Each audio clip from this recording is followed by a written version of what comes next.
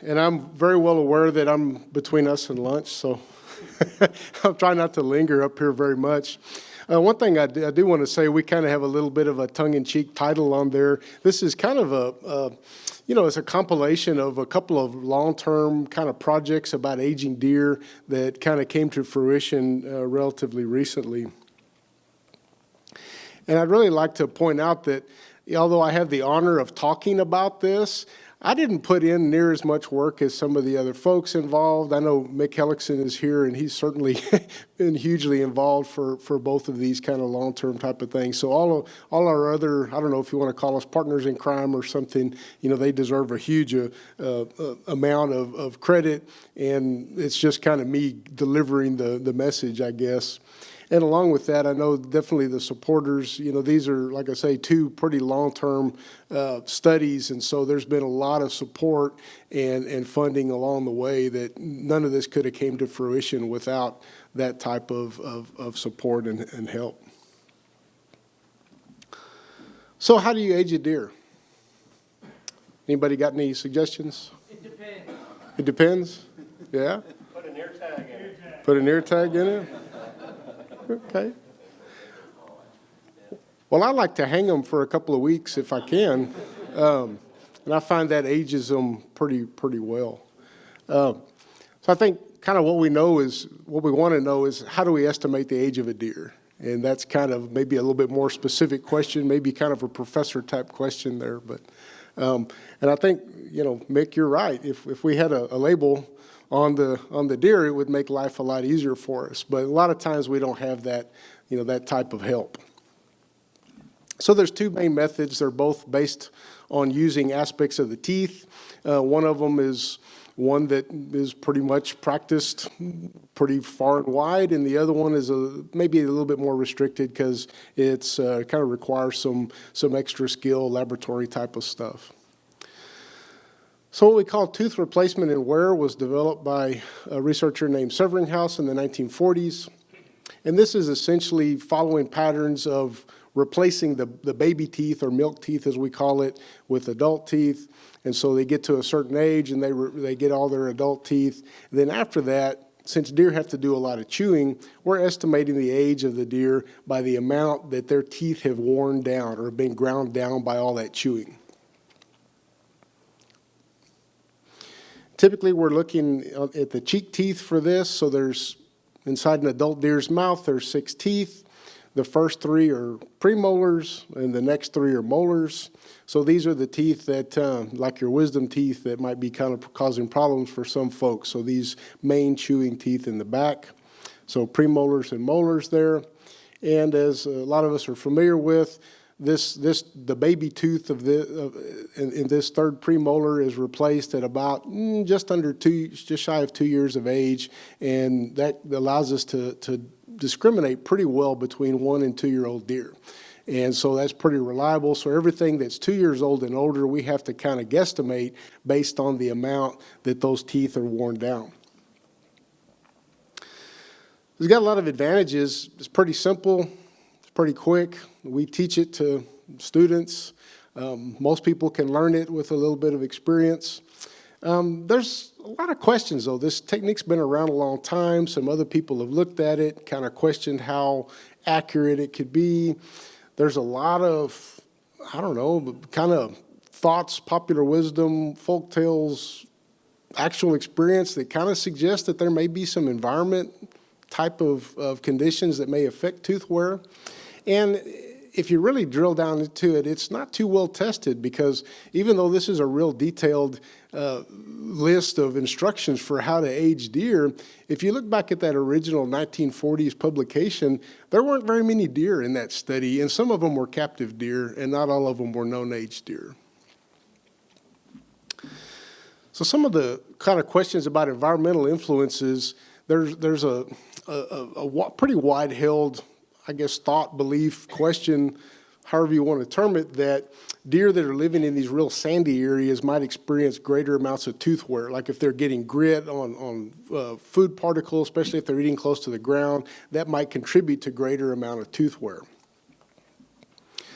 Likewise, if there's deer that are in an area that are getting a lot of supplemental feed, pelleted feed. They don't have to do as much chewing, and so maybe they don't experience as much wear on their teeth, which could affect the aging.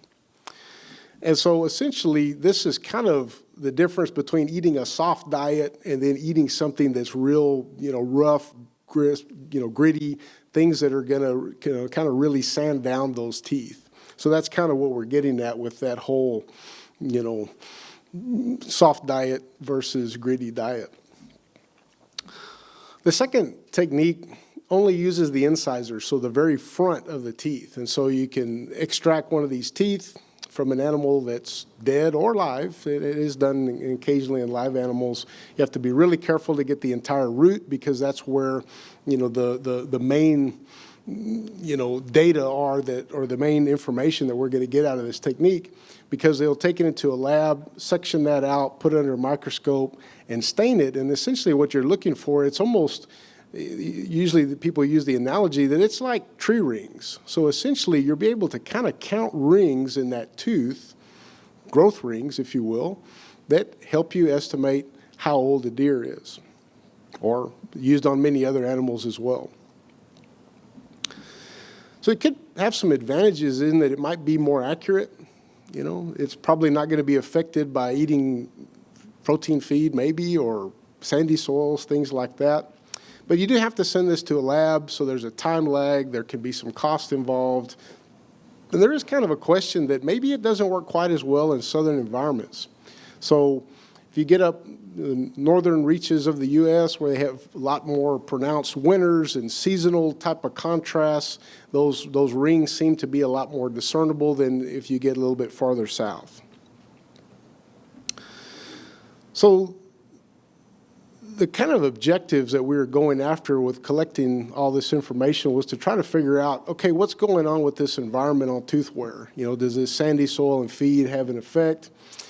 If we can collect a whole bunch of known-age deer, wild deer, then we can kind of figure out, hey, how well do these things perform in South Texas? And then can we do some modifications maybe of that tooth wear technique if maybe we can adjust it a little bit to kind of improve things for the South Texas region.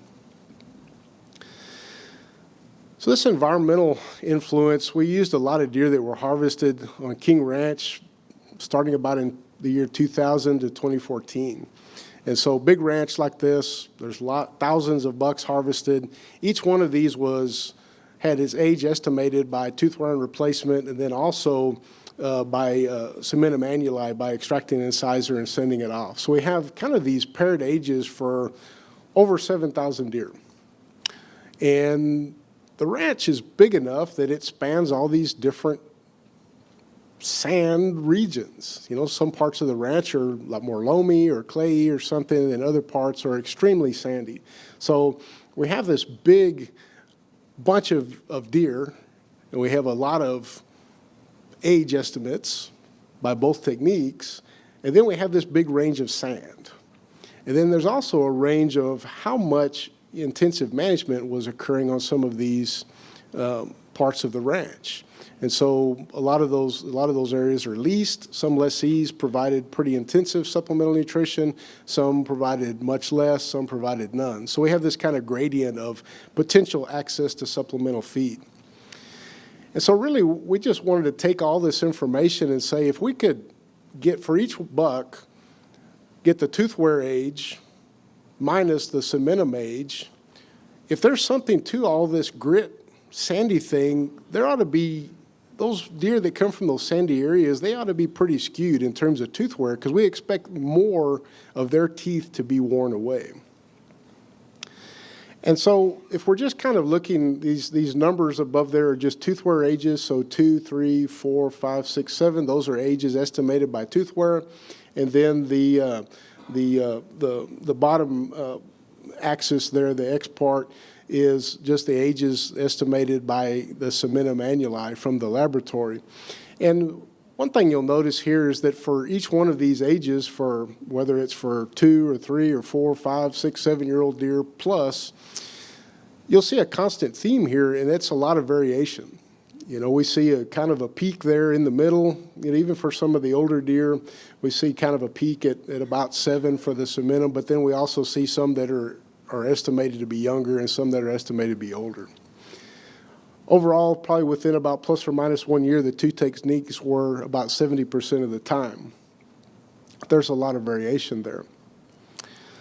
So when we kind of compare these sandy versus less sandy areas, we can kind of say for each tooth wear age, 3, 4, 5, and 6, is there any kind of departure? So we have kind of the frequency of harvested animals that were, or the percentage that were aged at each one of those categories. And what we can see is there's not really that much of a difference. So it really doesn't look like there's that big of an effect of the sand on this tooth wear. Now, it seemed kind of funny to us, and well, it kind of sounds reasonable, and why aren't we seeing this? Well, if we kind of think about it a little bit, how does a ruminant really eat? I mean, or do they take bites and then chew a bunch? But they don't, right? They take a bite and then they swallow it, and then they chew it later. So essentially, these animals may be intaking some grit while they're eating, but if it does, it's going to get washed off before they bring it back up to rechew it again. So probably that whole grit on the food is not as big of maybe not as big of an influence as we might have thought originally. We also really didn't see much of an influence across the range of supplemental feeding that we studied. Similar kind of comparisons to what I was just showing you, but essentially I'm not saying that there's not an influence either for the sand or the feed. It's just not strong enough to make a 1-year difference, and it's also not strong enough to overcome this great amount of variation that we see between individual deer. So no feed effect. I think if you have deer that are eating most of their diet as feed, probably you will see an influence, certainly captive deer or deer that are eating a very high percentage of supplement. But if we're kind of out in a lot of situations where people are kind of supplementing on rangelands, the deer are still going to eat a lot of native forage, and some of that native forage is actually lower quality than what they might eat, just so they can balance out some of those rations. So kind of the companion part to this was, a long-running study that we always used to just call the Buck Capture Project. And so certainly Mick Hellickson and Dave Hewitt kind of got this kicked off in the late 1990s and kind of continued through mid-late 2000s. And this was the objective of this was just to get a bunch of known age deer. So if we can catch those bucks when they're a year old, we can tell their age, or even fawns, we can mark them. And then later on, as these deer are harvested, we have a bunch of known age deer that we can evaluate ages on. So we can estimate tooth wear and cementum ages, and maybe we can get some idea on how we can tweak or improve some of the aging techniques. So we ended up with 134 known age deer that were 2 years old or older. And as deer have, you have two sides to a jawbone. If you split those in half, then all of a sudden you kind of double your sample size a little bit. So I had 6 observers go through this, used reference materials to make sure they were applying the techniques as they were intended, and not as some of us remember them or don't remember them. And then also sent off the incisors to be have the ages estimated by cementum by 2 different lab technicians. So in terms of hitting the exact year, tooth wear, 40 to 50% on the average, but most of the time was within plus or minus 1 year. So maybe not perfect, but pretty good. There's a tendency, as has been seen in other studies, to overage young deer and to underage old deer, and we've found that as well. Cementum was a little bit better at hitting the exact age, but in terms of the plus or minus 1 year accuracy, it was real similar to tooth wear. but it's much better for older deer because you really get to a point with the tooth wear that the teeth are worn so much that you can't really do very much with it. And so for cementum, for those type of deer, seems to be, give you a lot better information. But we also did see a trend to underage old deer a little bit in that, probably a few of those tree rings or those annuli weren't clearly visible. So there was a trend to underage old deer a little bit. We see a lot of variation between the left and right sides of the jaw, even within the same deer. So again, you're kind of seeing that theme of variation, So we have one deer that likes to chew on its left side a lot, and one deer likes to chew on its right side a lot. And so that kind of happens. You can have one deer, the left side says 4 and the right side says 5. Which side do you go with? Well, it happens pretty frequently, a lot more for older deer because they've had a lot more time to develop the wear on their teeth. And so for young deer, use the older age. For old deer, use the younger age, because that's probably going to be for old deer, use the older age. For young deer, use the younger age. Had it backwards there. So this is one of those typical kind of gnarly tables that we always advise students not to include in their presentations. But I'm going to do it just to make a point in that what we're really looking at here is taking those 3 molar teeth and getting the amount of wear on those. So say, little or no tooth wear, score it as a 1, and then all the way to pronounced tooth wear, score it as a 5. And we can see these different combinations. You have no wear on the first molar, but a little bit more wear on the second, no on the third, and a whole bunch of those combinations. So you can have a lot of different ways to wear your teeth down. And then these are the known ages of those deer jaws there. And what I want to show you is that there's a lot of different wear patterns there. Like look for these known age 3-year-olds. They're all over the place in terms of, some of them had more wear on the first molar, some on the second, some on the third. And it gets worse as you get older, you get a lot more spread in that. So we're seeing lots of differences between deer in how their teeth are wearing, how their chewing patterns, and just probably how good their teeth are. If it's like anybody else, some of us have really good teeth. Maybe you never get a cavity, you don't even know your dentist's name. Others of us have to go quite a bit and get some dental work done because we have cavities or other problems with our teeth. Well, it's kind of the same with deer. There's a lot of variation in there. But if we distill all that down, the first molar is probably going to be the best predictor of age. So that makes things a lot more simple. We don't have to look at all these other teeth and come off with look at the first molar. And so if we can say, if we're denting not as, less than, denting width less than the enamel, no visible wear, probably about 72%, that's a 2-year-old deer. We can get in the 3 to 5-year-old category, and then we can probably get for about 73%, and then we're probably limited to about 6+. So if that first molar is dished out or starting to cup out, then that's going to be 6+. The real age could be 7 or 8 or 9 or 10, but once you get these older deer with the tooth wear, it's just too variable to do very much. So kind of, making this a little bit simpler and maybe focusing on one tooth versus trying to integrate all these other things seems to be a little bit better to use in practice, but then also maybe a little bit more representative of grouping these deer by age class. Really doesn't work good for really, really old deer. And that's one thing that really revealed when we're looking at all these Cementum Annuli ages. People are shooting these deer and aging them at 6 or 7 years old. And you probably have a lot of friends and colleagues say, yeah, we try to shoot our mature bucks at a certain age or a certain range of ages. One thing we saw in this King Ranch harvest data that, some of these 6 or 7-year-old deer, the Cementum says they're actually 8 or 10.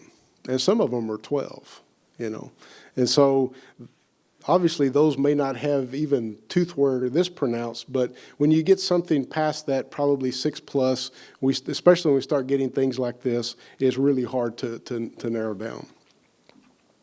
So some of the key points, just to wrap up, both techniques are pretty variable. Sort of having that born on label within a deer, it's going to be really tough because the amount of variation within the same deer, the left and right side of the jaw, and even between different teeth, and between other individual deer, it's just really big. There's just a lot of variation there. Both tend to underestimate ages for older deer, especially tooth wear. Tooth wear is a lot more variable as deer got older. The good thing is that the cementum's not really affected by environment, and we did find out that there's a lot more really old deer in that harvest record than we expected. Soil and feed seemed less important. I'm not saying they don't have any effect. Probably they do, but the important thing is that they're not, probably in most cases, not having enough to change the age by at least a year, plus or minus, or to overcome that big amount of differences between individual deer. And both of these techniques are plenty good for management and also for research in a lot of cases. And I think you can get within plus or minus 1 year a big percentage of the time. Simplify things a little bit. It's a lot better just to use that first molar, especially if you're doing a lot of deer captures like we do for research. If you only need to look at one tooth when you're looking at a deer's mouth, it makes things a lot simpler. So I'll leave you with this. How old is this deer? You're going to make some decisions maybe before you shoot, but after you shoot, it really doesn't matter what the teeth say. He's as old as he's going to get. If we have any time, I'll try to answer some questions. Thank you.